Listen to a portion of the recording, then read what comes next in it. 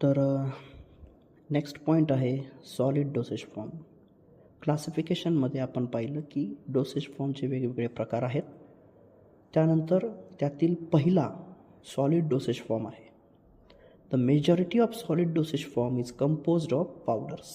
म्हणजे जास्तीत जास्त प्रमाणात जे काही सॉलिड डोसेज फॉर्म आहेत हे कशापासून बनलेले असतात तर पावडर्सपासून. म्हणजे यांचा मेन इन्ग्रेडियंट जो आहे तो आहे powders and is usually processed to some degree to change their form. म्हणजे पावडर्सलाच वेगवेगळ्या प्रक्रियांमधून जर आपण पाठवलं तर त्याच्यापासून आपल्याला वेगवेगळे डोसेज फॉर्म बघायला मिळतात, सॉलिड डोसेज फॉर्म पाहायला मिळतात. तर सॉलिड डोसेज फॉर्मचे ॲडव्हान्टेजेस काय आहेत? Solid medications are more stable than liquids and have longer shelf life.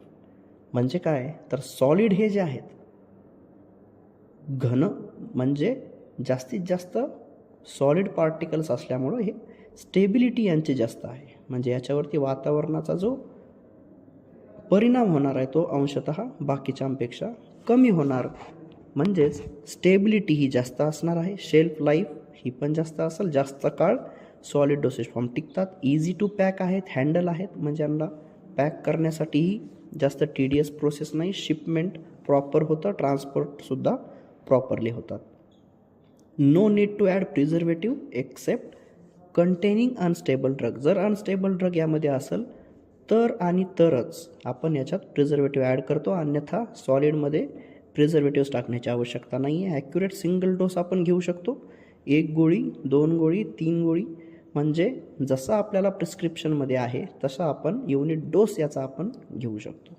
Suitable for controlling drug release. Various drug release patterns are available in pharmacology. We will see how drug release patterns are like a sustained release, controlled release, etc. तर यामध्ये desired delivery जी आहे म्हणजे बॉडीमध्ये solid dosage form accurately आपल्याला पाठवायचा आहे, त्याची bio availability जर आपल्याला जास्तीत जास्त ठेवायची आहे तर आपण याला सुटेबल प्रमाणामध्ये बनवू शकतो, जेणेकरून ड्रग रिलीज पॅटर्न हा व्यवस्थित राहील. Patients are able to self administer solid medications more easily. Patient जे आहे ते स्वतः जे काही प्रिस्क्रिप्शन आहे सॉलिड डोसेज फॉर्मचं ते स्वतः घेऊ शकतात, यात कोणाची हेल्पिंगची गरज नाही आहे. तसंच काही डिसॲडव्हान्टेजेस पण आहेत. आता सॉलिड डोसेज फॉर्म जे आहेत यांना बनवण्यासाठी मोठमोठ्या मशीन्स लागतात, त्यामुळे एक्सपेन्सिव्ह मशीन्स हा एक याचा डिसॲडव्हान्टेज आपण म्हणू शकतो. सेकंड जो आहे की जे सिरियसली पेशंट्स इल आहेत म्हणजे आजारी आहेत, अनकॉन्शियस असू शकतात, काही वेळा कॉमामध्ये असलेला पेशंट हा सेल्फ ॲडमिनिस्ट्रेशन करू शकत नाही, अशा पेशंट्सला सॉलिड मेडिकेशन्स हे स्वॅलोईंगसाठी डिफिकल्ट ठरू शकतात. त्यामुळं एक अजून डिसॲडव्हान्टेज असा की सिरियसली इल पर्सन्स किंवा अनकॉन्शियस पेशंट्स जे आहेत यांना सॉलिड मेडिकेशन्स हे स्वॅलो करण्यासाठी प्रॉब्लेम येऊ शकतो.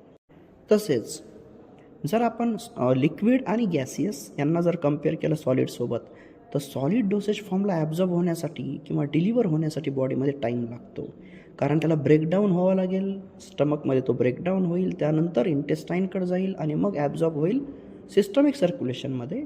तर या प्रोसेसला टाईम लागतो. This is time consuming process for solid dosage form to get into a systemic circulation or to be a maximum in bioavailable proportion.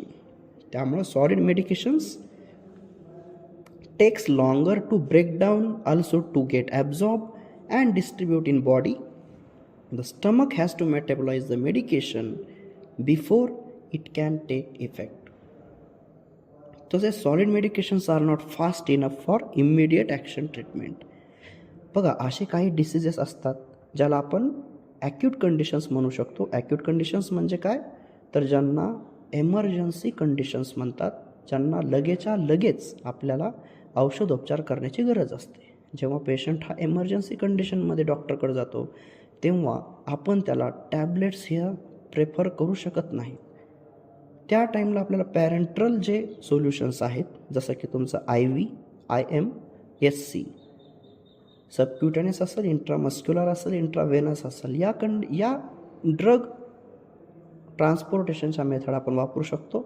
पण जर आपण तेथे ओरल टॅब्लेट्स जर वापरल्या तर त्यांना टाईम कन्झम्पशन जास्त लागेल.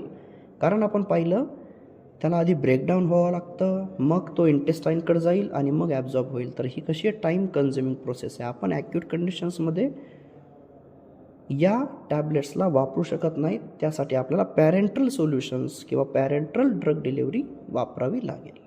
तर हे आहेत सॉलिड डोसेज फॉर्मचे ॲडव्हान्टेजेस आणि डिसॲडव्हान्टेजेस.